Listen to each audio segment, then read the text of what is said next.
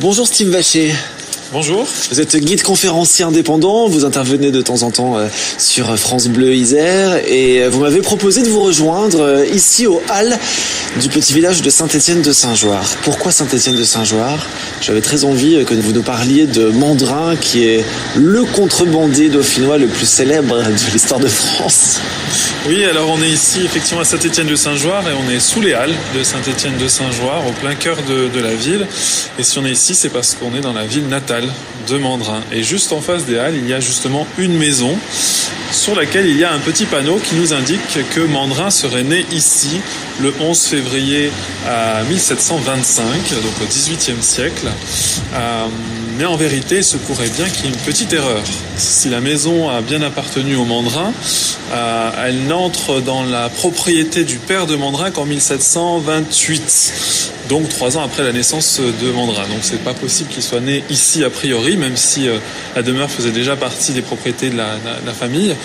Mais ce serait plutôt dans la maison maternelle, puisque la mère de Mandrin était originaire aussi de la région, la famille Véron-Shirley, et ils avaient une propriété dans la même rue, mais un petit peu plus loin, et ce serait là que Mandrin serait né, la maison de Varannes. Et si on s'y rendait ? Eh ben Allez, on va marcher un petit peu et puis vous allez nous parler de ce personnage qui était le fils d'un marchand de chevaux de Saint-Étienne-de-Saint-Joire, une famille qui avait des revenus plutôt confortables. C'est ça, tout à fait. Donc en fait, au départ, rien ne prédestine Mandrin à devenir un contrebandier puisqu'il est né dans une famille plutôt aisée. Effectivement, son père est marchand, il est propriétaire de plusieurs terres. Donc la situation de la famille est très confortable. C'est les mauvaises aventures qui interviennent après la mort justement de son père qui vont à mon avis le faire détourner du droit chemin, si on peut dire ça comme ça. Donc il y a la perte de son père déjà qui le met à la tête d'une entreprise. Il est peut-être pas prêt pour la gestion de ce domaine familial. Et puis il y a aussi plusieurs événements marquants comme par exemple dans le cadre de la gestion des terres familiales, des problèmes de bornage au niveau des terres de la famille qui vont donner lieu à des procès entre 1743 et 1746, des procès avec notamment un certain Berlioz.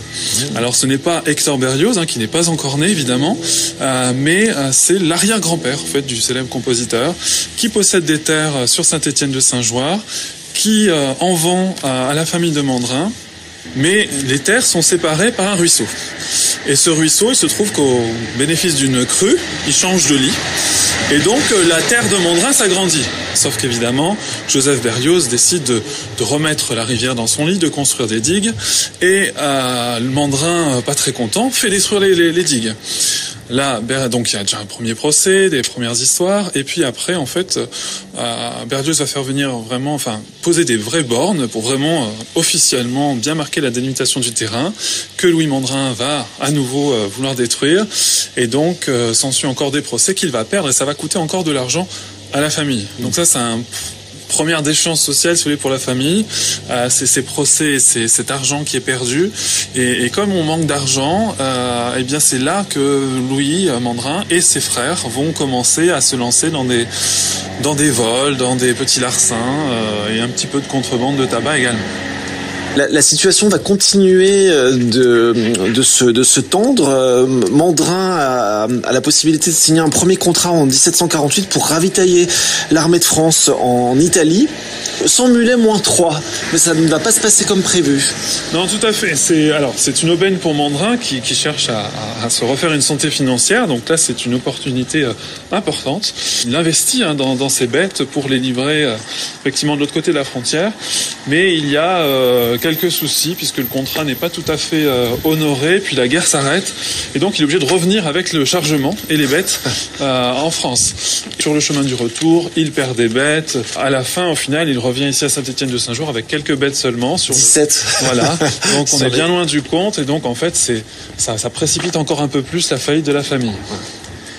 Et puis alors là, c'est la spirale puisque ensuite il est condamné à mort à la suite d'une rixe mortelle. Il réussit à s'enfuir. C'est ça, mais après ça devient un vagabond quelque peu, puisque effectivement, pour ne pas subir les condamnations, il est obligé de fuir, et donc il va trouver refuge plutôt du côté de la Savoie. la frontière avec la Savoie n'est pas très loin et il y a des taxes qui ne sont pas les mêmes suivant les régions. Et en l'occurrence, il y a beaucoup de produits comme le sel, le tabac, les indiennes aussi, qui sont des tissus précieux qui sont fortement taxés. Et avec la propagande, eh bien, Mandrin et d'autres en feront le commerce. Il a une forte réputation, le plus grand contrebandier du Dauphiné et de France, pour certains, et pourtant, il a œuvré qu'une seule petite année. Donc, il a une carrière éphémère, très éphémère, très courte. Ces campagnes vont le conduire jusqu'en Bourgogne, jusque dans le Languedoc, pour les plus importantes. Il va faire au total 6 campagnes sur l'année 1754. Et il n'est pas tout seul, évidemment. Il est à la tête de plusieurs centaines d'hommes. C'est une véritable troupe qui dirige, qui lui permet de faire ce commerce, d'imposer dans les villes où il s'installe pour vendre ses produits, d'imposer jusqu'aux fermiers généraux qui étaient ses ennemis, il leur imposait d'acheter ses produits. Il y a bien sûr l'idée de redistribuer, mais c'est aussi une question personnelle et surtout une question de vengeance personnelle, parce qu'il en voulait particulièrement à la ferme générale qui pour lui était responsable de sa ruine du fait de ce contrat qui n'a pas vraiment été respecté en 1748. Rappelez-nous ce qu'est la ferme générale. Donc c'était ceux qui étaient chargés en fait de récolter les impôts dans le royaume pour le roi. Voilà. Les impôts, alors les taxes notamment sur la gabelle, sur le sel, ainsi que d'autres sur des tissus ou le tabac par exemple. Et donc cette ferme générale a tout un système, tout un maillage sur le territoire pour récolter ces impôts. Il y a aussi des soldats, les gapions, qui sont là pour notamment lutter contre la contrebande.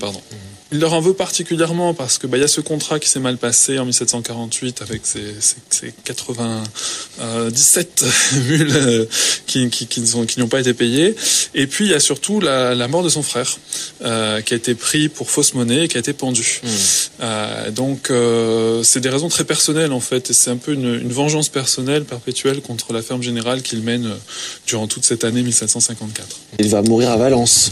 C'est effectivement à Valence qu'il va mourir après avoir été capturé en Savoie où il se croyait à l'abri, au château de Novalaise. Oui, d'ailleurs c'est assez extraordinaire ce qui s'est passé là. Donc il était en Savoie, il se pensait protégé parce qu'il était sur les terres du Piémont-Sardaigne. C'est ça, il se pensait protégé et en fait il va y avoir une opération commando, on pourrait dire ça comme ça aujourd'hui, où les soldats vont passer la frontière illégalement pour aller le capturer. Déguisés en paysans.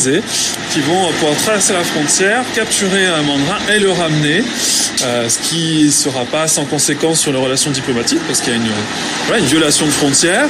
Et donc on va expédier un petit peu le procès de Mandrin, parce que du côté des terres italiennes, savoyardes, on souhaite absolument que Mandrin revienne sur les terres. Et donc, plutôt que de le remettre aux Savoyards, on va très très vite le juger, en quelques jours seulement, et il sera exécuté sur la place publique, donc le 26 mai 1755, donc à tout juste 30 ans. Place des Clercs à Valence. Tout à fait, c'est ça, place des Clercs à Valence. On va le rouer, c'est-à-dire qu'on va lui briser les membres sur une roue.